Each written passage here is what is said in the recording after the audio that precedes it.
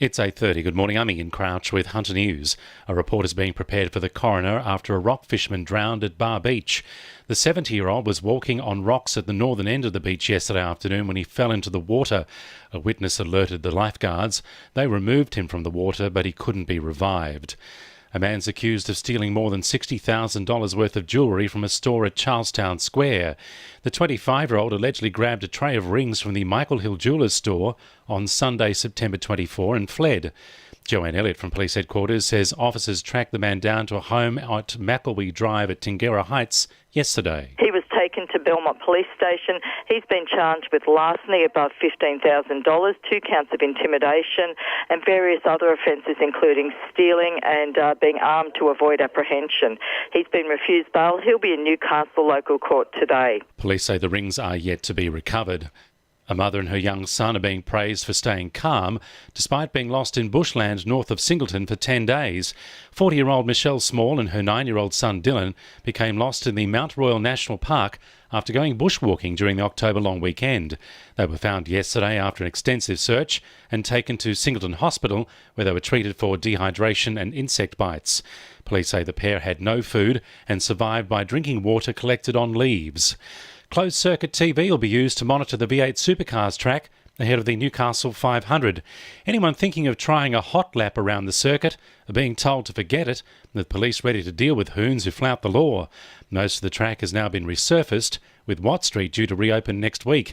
Concrete barriers and grandstands will start going up on Monday. A local researcher from the University of Newcastle has been recognised as one of Australia's best young scientific researchers. Dr. Emma Beckett works in molecular nutrition and believes she's played a myth-busting role when it comes to communicating facts about food. She says she's honoured to have received the award. It's a real passion of mine to communicate good science and to empower people to understand scientific information and not to be taken for a ride. And so I'm really excited that this gives me some extra reach and can help me spread my word further. 3 of Lake Macquarie's popular parks are getting an upgrade thanks to a grant from the Department of Family and Child Services. Bolton Point Park, Edwards Park and Luskin Way Park at Belmont North are all getting a facelift worth $150,000. Council's Community Assets Section Manager Brendan Callender says the works will be completed within the next 12 months. While we do the upgrades, the facilities will get closed, but generally to construct the playground it's only 2 or 3 weeks, and we'll make sure we inform the communities before the work start. Sport for our sponsor PRD Nationwide East Maitland. 12 months on from their original attempt to lure Chris Hyington to the club, the Knights have finally landed their man. Newcastle made a massive play for the international forward last season, only to see him sign on with Cronulla again. Hyington says it's good to finally be at the club he supported as a kid. I met with Nathan Brown and, he's talked me through what his plans were and they sound really good. And I grew up on the Central Coast and always liked the Knights. I remember watching the 97 Grand Final and 2001 and, I've always, liked watching them and I grew up on the Central Coast, so it just made sense. Newcastle horse trainer Chris Lees has a sleepless night ahead of him with the $10 million Everest to be run in just over 24 hours. He takes outside chance Clearly Innocent to the feature event with star jockey Hugh Bowman to ride. Meanwhile, Scone trainer Ben Smith sends In Her Time to the Sydney Stakes as hot favourite.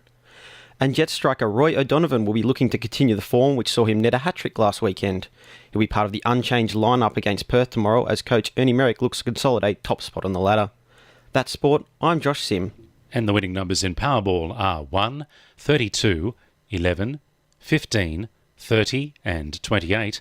And the Powerball number is 20. 2NURFM News Time, 26 to 9.